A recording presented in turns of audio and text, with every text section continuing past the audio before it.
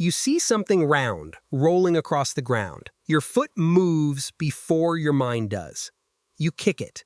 And for one tiny second, the world becomes a game. That moment feels modern, because today it belongs to stadiums. Grass fields, schoolyards, street corners, video games, jerseys, flags, and billions of people shouting at the same tiny ball. But your body does not know stadiums. Your body knows chasing. Your body knows aiming. Your body knows the strange little thrill of making an object move through space and watching another human react. So when did humans first play football? The honest answer is strange. Modern football was born in England in 1863, when the Football Association wrote down rules that separated kicking games from rugby-like games. But humans were kicking balls long before England had rulebooks. And humans were playing games long before anyone had a word for sport. That is the first twist. Football is not one invention. It is a very old human instinct that kept getting dressed in new clothes. A leather ball in China, a ritual court in Mesoamerica, a peaceful circle in Japan, a violent village game in medieval England. Then, finally, a written rulebook in London. But underneath all of it is something older than football. The need to turn movement into meaning. To understand why, start before the ball. Start with the foot. More than 3 million years ago, your ancestors were already walking upright. At Latoli in Tanzania, Mary Leakey's team found fossil footprints pressed into ancient volcanic ash. They were not footprints of modern humans. They were made by earlier hominins. Most likely, Australopithecus afarensis. That word, hominin, simply means a member of the human family after the split from the ancestors of chimpanzees. Those footprints do not show football, but they show the beginning of the body that could one day play it. A body balanced on 2 legs, hands freed from the ground, feet turned into platforms for walking, running, pivoting, chasing, and eventually kicking. That matters because football is a very human kind of game. Your hands are powerful. Your hands can catch, grab, throw, build, cut, sew, paint, and carry. But football asks you to do something stranger. It asks you to control the world with the clumsiest part of your body. The foot is not shaped like a hand. It is not precise. It is strong, awkward, and far away from your eyes. So when you learn to move a ball with your foot, your brain is doing something difficult. It is predicting. It is correcting. It is feeling distance, force, timing, and balance all at once. Why would humans enjoy that? Because play has always been practice, without admitting it is practice. The biologist Mark Bekoff studied play in mammals and argued that play helps animals negotiate, cooperate, and learn what another body is about to do. Plain English version? Play teaches you how not to be surprised. A wolf pup biting another wolf pup is not hunting yet. A child wrestling is not fighting yet. A person kicking a ball past another person is not war. But the body is rehearsing pieces of all of them. Speed, timing, deception, control, restraint. You are pretending, but your nervous system is learning. That is why football feels so simple and so deep at the same time. It is not just a ball. It is a moving problem, and your body wants to solve it. The first real clue is not from a stadium. It is from a grave, at the Yanghai Cemetery near Turfan in northwest China. Archaeologist Patrick Wortman and his colleagues studied 3 leather balls found in ancient tombs. They were small, stuffed, and carefully made. Radiocarbon dating placed them roughly between 1189 and 9111 BCE. That means people in that region had balls more than 3,000 years ago. But here is the careful part. Archaeologists do not know exactly how those balls were used. They may have been part of a team game. They may have been training tools. They may have been connected to horse riding or military skill. Evidence is limited. The balls prove that ancient people made game-like objects. They do not prove that those people played football, but they do show something important. Humans were already giving special attention to the ball. A ball is a strange object. It does not behave like a tool. A spear has a direction, a knife has an edge. A bowl has a purpose, but a ball has possibility. It rolls away from you. It escapes. It invites pursuit. The moment a group agrees to chase it, the ball becomes more than an object. It becomes a rule. And once a rule exists, a game begins. The clearest ancient kicking game comes from China. It was called Cuju. Chu means kick. Ju means ball. Kick ball. Simple. Fifi's own museum describes Cuju as one of the earliest documented kicking games connected to football. It appears in Chinese historical records around the Warring States and Han periods, and later descriptions show players kicking a ball through an opening without using their hands.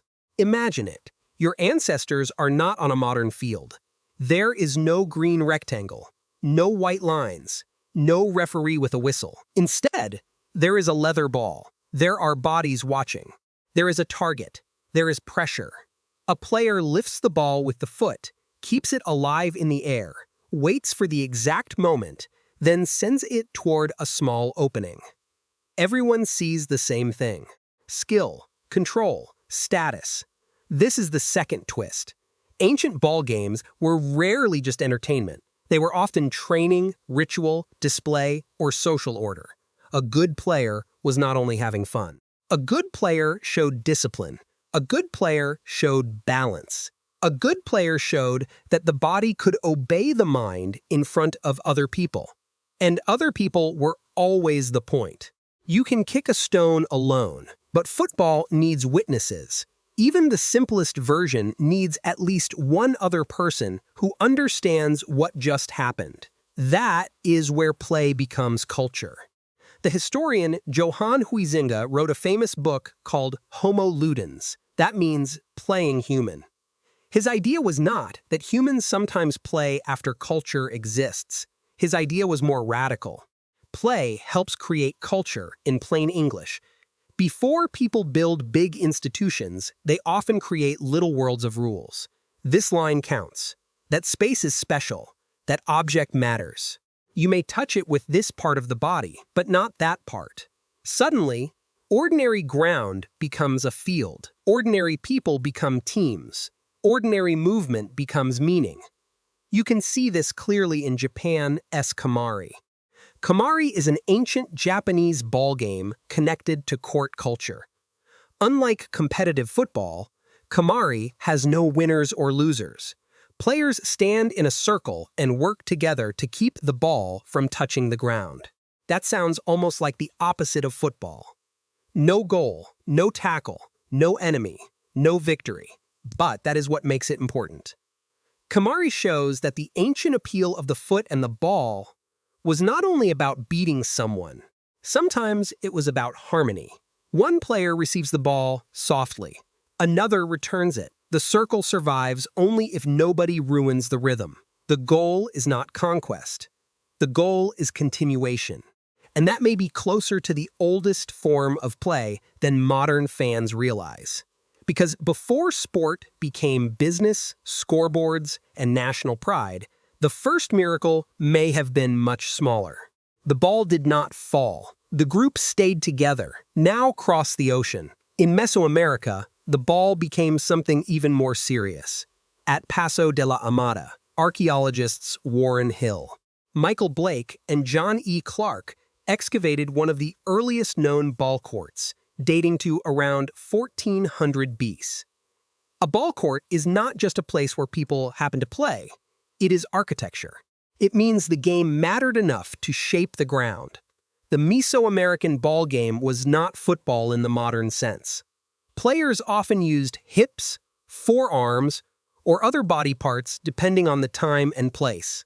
The ball was rubber, heavy, and alive with bounce, but the bigger idea is the same. A community built a special space so people could gather around a moving ball. That is huge. Because once a society builds a court, the game is no longer casual. It becomes public, It becomes political. It becomes sacred. The ball can stand for the sun. The court can stand for the cosmos. A match can become a story about life, death, power, and renewal. That sounds far away from a child kicking a ball in the street, but it is not as far as it seems every time people gather around a match. They make the field feel bigger than itself. A goal is not just a goal, it is release. A mistake is not just a mistake, it is shame. A comeback is not just numbers changing, it is resurrection. The ancient mind understood this, the modern mind still does. Then came Greece and Rome. The Greeks had several ball games, including episkiros. The Romans had harpastum. The exact rules are not fully known, and they were not modern football. Many used hands. Some were rough. Some looked closer to rugby or territorial games, but they reveal another piece of the story. Ball games were perfect for training groups of bodies. You had to move with others. You had to trick others. You had to read space. You had to know when to charge and when to hold back. That is why ball games kept appearing wherever humans created dense communities. Cities, armies, courts, villages, schools. The ball was portable. The rules could change. The emotional engine stayed the same. Then, in medieval England, football became chaos. Not the clean modern game, not 11 players on each side, not a neat pitch. Folk football could mean whole groups pushing, kicking, carrying, and fighting over a ball through streets, fields, and village boundaries. Sometimes the goal was a church gate. Sometimes a marker miles away. Sometimes the entire town became the playing field. It was loud. It was dangerous. Authorities banned it again and again. And that tells you something. People do not repeatedly ban things nobody cares about. Medieval football survived because it gave people something ordinary life did not. A release. A temporary world where bodies could collide, villages could compete, young men could prove themselves, and the normal rules of daily obedience could bend for one wild day. That is the counterintuitive twist. Football did not become popular because it was civilized. It became civilized because it was too popular. The rulebook came later to control the fire.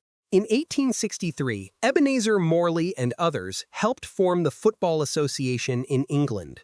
A set of laws was drafted, handling the ball and hacking, which meant kicking opponents' shins, were separated from the new association game. Modern football was not born when humans first kicked a ball.